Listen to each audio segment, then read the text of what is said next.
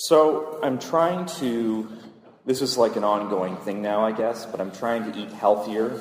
And there's, and one of the things that they say, and there's a bunch of documentaries now, there's something in 60 Minutes, and I'm sure there's been something on Dr. Oz, he must have mentioned this, about sugar, and that sugar is not good for you, right? They say processed sugar, it's not good for you, you're not supposed to eat it, really at all, is apparently the thing. I think honey is sort of okay, agave syrup sort of okay, processed sugar right out.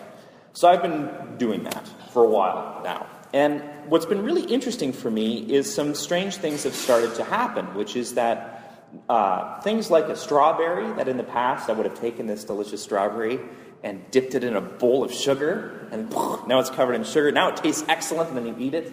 I found that without sugar, I'm starting to notice again sweetness in food that technically is sweet. There is sugar in it. But because I'm not overloading my diet with sugar, I can taste it. And there was coffee the other day with just cream. Suddenly I'm realizing, actually, this tastes really sweet just with the cream. Because again, there's actually sugar in cream. And now I can taste it. And that is relevant for our discussion about the feeding of the 5,000.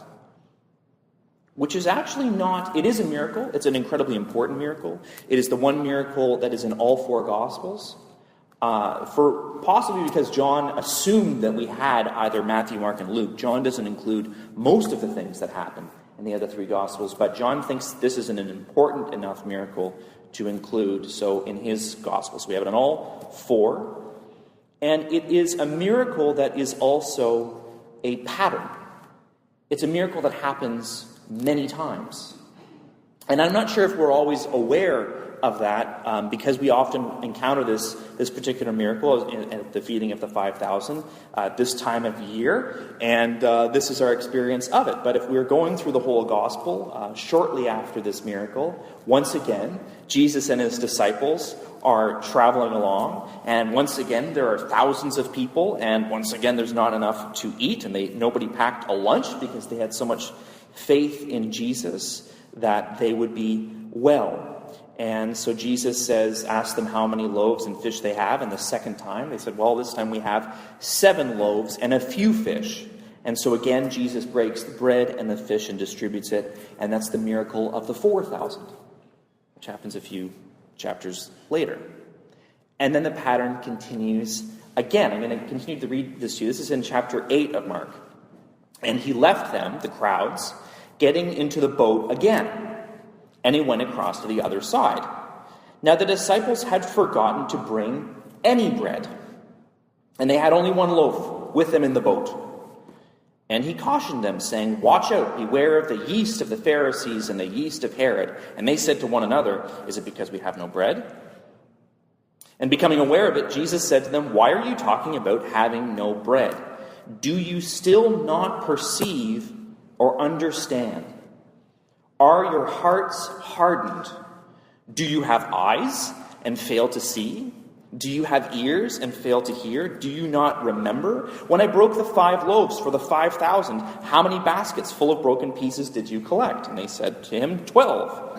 And then the 7 for the 4,000, how many baskets full of pieces did you collect? And they said to him, 7. And then he said to them, do you not yet understand?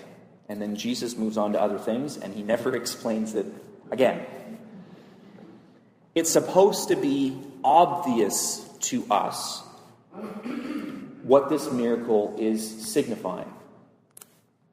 It should be obvious. So to me, when I look at this miracle and read these stories that over and over and over again, there is enough bread and fish, enough to eat with Jesus, I am forced to conclude that the message of the miracle is if we follow Jesus, we will have enough. What does that mean for us? I think it can mean a lot of things. I think for most of us, we have, in many different ways, physical and spiritual, had an awful lot of sugar in our lives. I wonder if we're so filled with blessings and sugar that sometimes we can be rather blind to know what it is like to feel the comfort of having enough. It's not entirely our fault. We are living in one of the most blessed countries in the world. The middle class of Canada is now per capita making more money than the middle class of the United States. This was actually not so until about 5 years ago. We are making more money per capita than the most powerful nation on earth. It's a comfortable place. We got a lot of sugar. And it can sometimes be a blessing, and it can sometimes be a bit of a curse, because we can sometimes be blind to how blessed we are in our lives, in our society, in our church. So when we get really excited about doing something in our communities, sometimes we can say, but we don't have enough to do that. And you could just, sometimes I'm just wondering every time that one of us says, but I'd love to do that wonderful, beautiful thing, that act of ministry, that act of love, but I don't have enough. I wonder if Jesus is trying to say to us, do you not have eyes? Did you not see when I fed 5,000 people with a few loaves of bread? And then when I fed 4,000 people with a few more? There is an abundance of gifts in our lives and in our community. Sometimes it's simply a matter of not seeing the blessings that are right in front of us, that have been given to us, because we're so used to the sweetness of our gifts that we can't taste the abundance anymore. Sometimes it means that we might be a little too lonely, a little too closed off. Something that always seems to happen every single time I enter into any kind of relationship with love is there always seems to be an abundance of something. When I go over to my parents for dinner, there's always an abundance. If there wasn't physically an abundance, it would still feel like there was an abundance. There's something about entering into any kind of relationship with love that makes us fulfilled. And there always seems to be enough. I remember when I was in high school and me and my friends would be out on our bikes all day, and we could always scrounge together something. There's so many experiences we've had when we're filled with love, we don't seem to notice the need that might be right in front of us. Sometimes I believe that God does intervene. We don't know sometimes what to do with these miracle stories, but I think one of the things that Jesus would say is obvious to us is that God does intervene. That something mysterious sometimes happens. I admit there's something kind of wonderful when I go to the good food market that we're starting. And Kelly said it's really weird. Every week, no matter what happens, we always seem to break even. There always seem to be people, we always seem to have enough. It's really weird. I'm like, that's strange.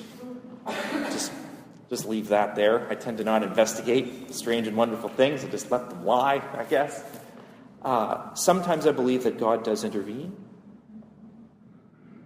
And sometimes we are on a journey to a cross. That happens too.